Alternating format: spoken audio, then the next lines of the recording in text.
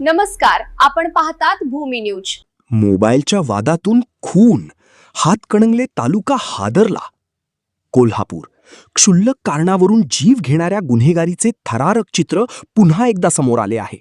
मोबाईलच्या वादातून 35 वर्षीय तरुणाचा निर्घृण खून झाल्याची धक्कादायक घटना हातकणंगले तालुक्यातील चोकाक येथे उघडकीस आली असून या प्रकाराने संपूर्ण परिसर हादरून गेला आहे.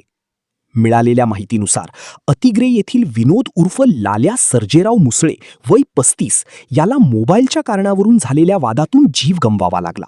16 एप्रिल रोजी दुपारी 3:30 ते सायंकाळी 7:45 या कालावधीत हा थरारक प्रकार घडला.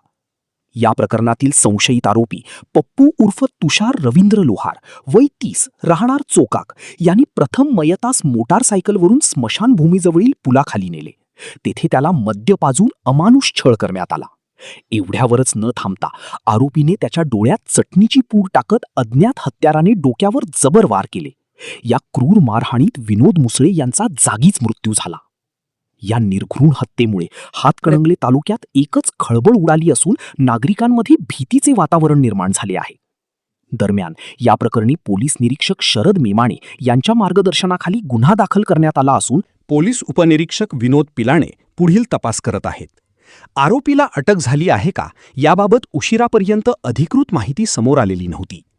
दरम्यान किरकोळ कारणावरून थेट खुनापर्यंत पोहोचणारी ही घटना समाजातील वाढत्या हिंसक प्रवृत्तीचे भयावह वास्तव अधोरेखित करत आहे. पोलिसांनी या प्रकरणाचा कसून तपास सुरू केला असून लवकरच आरोपीला जेरबंद करण्यात येईल अशी माहिती सूत्रांकडून मिळत आहे. भूमी न्यूज प्रतिनिधी संभाजी चौगुले, हातकणंगले.